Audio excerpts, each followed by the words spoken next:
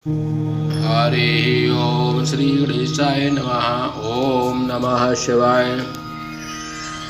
नवमो अध्याय।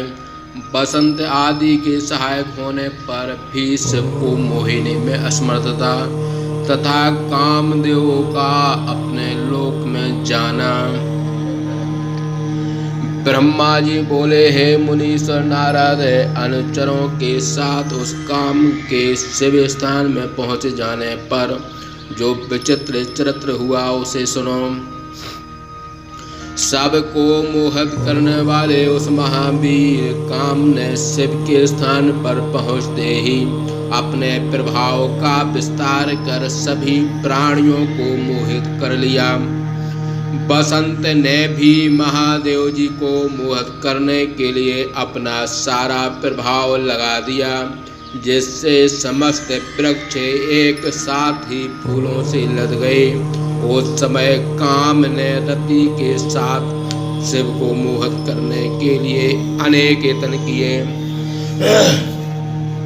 जिससे सभी जीव उसके बस में हो गए, किंतु गणेश तथा शिव जी उसके बस में नहीं हुए। इस प्रकार चेष्टा करते हुए जब बसंत सहित उस काम के सारे प्रयत्न निष्फल हो गए, तब उसका सारा अहंकार नष्ट हो गया और वह लौट कर मेरे स्थान पर पुनः आया। मुझे ब्रह्मा को प्रणाम कर वह उदासीन तथा उत्साह रहित होकर गद्य वाणी से कहने लगा। काम ने कहा, हे ब्रह्मन, शिव में मोह उत्पन्न करना मेरे प्रयास के बाहर है, क्योंकि वे योग परायण हैं। जब मैं ही उन्हें मोहित नहीं कर सकता तो और की बात ही क्या है। अब मैंने अपने मित्रों तथा रति के साथ उन्हें मोहित करने के अनेक उपाय किए, किंतु सभी निष्फल हो गए। हे ब्रह्मन, मैंने शिव को मोहित करने के लिए जिन अनेकों उपायों का आश्रय लिया उन्हें आप सुनिए। मैंने अपने धनुष तथा 5 पुष्प के बाणों को लेकर उनके चारों ओर से छोड़ता हुआ उनके गणों को मोहित कर लिया। उस प्रदेश में मेरे प्रवेश करते ही आश्रम के समस्त प्राणी मोहित हो गए, किंतु गणेश के सहित सदाशिव के मन में कोई विकार उत्पन्न नहीं हुआ। जब वे परमथाधिपति हिमवान पर्वत पर गए तो हे ब्रह्मन, मैं भी बसंत और रति को साथ लेकर उन्हें मोहित करने के लिए वहां गया।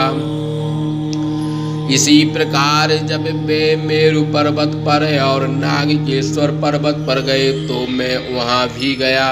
जब वे कैलाश पर गए तो मैं भी कैलाश पर्वत पर गया। जब वे किसी प्रकार समाधि से मुक्त हो गए तो मैंने उनके सामने 2 चक्र और चलाए। वे दोनों चक्र स्त्री के हाव भाव युक्त दोनों कटाक्ष थे।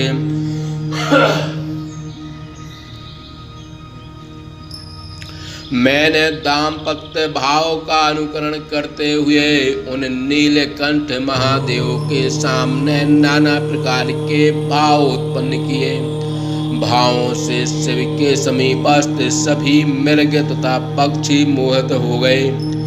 उनके आगे ही रसोत्सुक हुए मयूर के जोड़े ने अनेक प्रकार की गतियों का सहारा लेकर विविध प्रकार के भाव प्रदर्शित किए, किंतु कोई परिणाम न हुआ। हे लोकेश, बहुत क्या कहूँ। शंकर को मोहित करने के लिए मेरे बाणों को कोई अवकाश नहीं मिला। मैं यह सत्य कहता हूँ,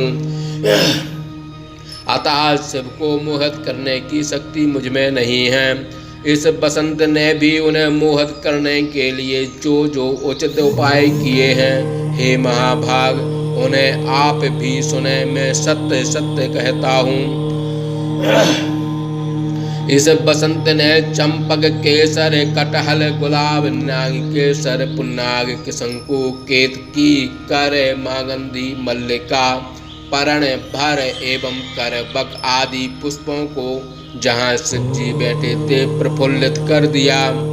इस बसंत ने मलयानिल की हवा चलाकर शिव के आश्रम में तालाब के सभी फूले हुए कमलों को अत्यंत सुगंधित कर दिया।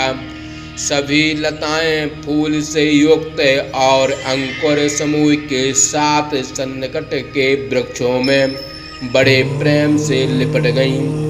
सुगंध युक्त पवनों से खिले हुए वृक्षों के फूलों को देखकर मुनियों का भी मन काम के वशीभूत हो जाता था। फिर औरों की तो बात ही क्या। इस प्रकार के उपाय किए जाने पर भी मैंने शंकर को मोहित करने वाला कोई कारण नहीं देखा। ना तो उनमें कोई काम का भाव ही उत्पन्न हुआ। इतना सब कुछ करने पर भी शंकर ने मेरे ऊपर रंच मात्र क्रोध नहीं किया।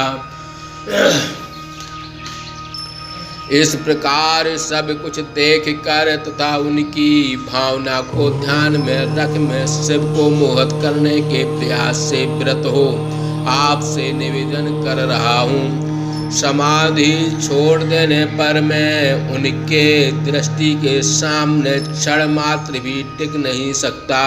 भला रुद्र को मोहित करने की सामर्थ्य किसमें है। हे ब्रह्मन, देदीप्यमान अग्नि के समान जाज्वल्यमान नेत्रों वाले तथा जटा धारण करने से महाविकराल उस कैलाश पर्वत निवासी शिव के सामने स्थित होने की सामर्थ्य किसमें है। ब्रह्मा जी बोले, इस प्रकार काम के वचन सुन में चतुर्मुख ब्रह्मा चिंता मग्न होकर कुछ बोलने की इच्छा करने पर भी कुछ बोल न सका। मैं शिव को मोहित करने में सर्वथा समर्थ हूँ। इस प्रकार काम के वचन को सुनकर मैं बड़े दुख के साथ उष्ण श्वास लेने लगा। उस समय मेरे उष्ण निश्वास से जो चंचल एवं महाबलवान वायु निकले वे ही लपलपाती जीव वाले नाना रूपधारी अत्यंत भयंकर गढ़ हुए। उन गढ़ों ने पटह, फेरी, मृदंग आदि नाना प्रकार के असंख्य विकराल महाभयंकर बाजे बजाना प्रारंभ किया। वे मेरे निश्वास से उत्पन्न महागढ़ मुझे ब्रह्मा के सामने ही मारो काटो आदि शब्द करने लगे। उन गणों के द्वारा मारो मारो काटो काटो आदि शब्दों को सुनकर काम ने ब्रह्मा से कहना प्रारंभ किया, हे मुने नारद। इस प्रकार उस काम ने मेरी आज्ञा लेकर उन सभी गणों को ऐसा करने से रोका। उसने उन गणों के सामने ही मुझसे कहना प्रारंभ किया। काम ने कहा, हे ब्रह्मन, हे प्रजानाथ, हे सृष्टि के प्रवर्तक, ये महाविकराल एवं भयंकर वीर जो आपसे उत्पन्न हुए हैं वे कौन हैं। हे विधे, ये कौन सा कार्य करेंगे तथा कहाँ निवास करेंगे और इनका नाम क्या होगा, उन्हें आप मुझे बताइए तथा इन्हें उन कार्यों में नियुक्त कीजिए। हे देवेश, इन्हें उचित कार्यों में नियुक्त करें तथा इनके लिए योग्य नामों तथा स्थानों को कृपा पूर्वक देकर जो उचित हो वह मुझे आज्ञा दीजिए।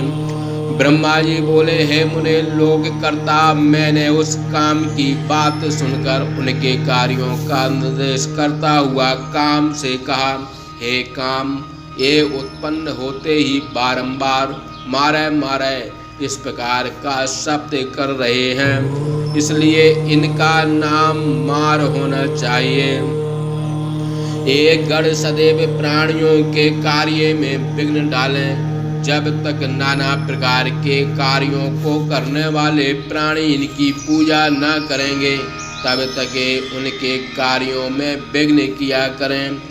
हे काम, तुम्हारे अनुकूल रहना ही उनका मुख्य कार्य होगा। ये तुम्हारी सहायता में सदा तत्पर रहेंगे, इसमें संशय नहीं। जब जब जहाँ जहाँ आप अपने कार्य के लिए जाएंगे, तब तब वहाँ एक गण तुम्हारी सहायता करेंगे। ये तुम्हारे अस्त्रों से बशवर्ती प्राणियों के चित्त में सदैव भ्रांति उत्पन्न करेंगे और ज्ञानियों के ज्ञान मार्ग में सदैव विघ्न डालेंगे। ब्रह्मा जी बोले, हे मुनि सत्तम, मेरे इन वचनों को सुनकर रति तथा बसंत सहित वह काम कुछ प्रसन्न हुए। मेरी बात को सुनकर वे सभी गण अपने अपने स्वरूप से मुझे तथा कामदेव का घेर कर चारों ओर बैठ गए। तब पुनः ब्रह्मा ने काम से कहा, हे मदन, अब तुम इन गणों को साथ लेकर शिव को मोहित करने के लिए पुनः जाओ। अब तुम इन गणों को साथ लेकर मन लगा शिव को मोहित करने का प्रयत्न करो, जिससे महादेव जी स्त्री ग्रहण करने के लिए तैयार हो जाएं। हे नारद, मेरी इस बात को सुनकर काम ने मेरे गौरव का ध्यान रखकर मुझे प्रणाम किया और विनय पूर्वक मुझसे कहने लगा।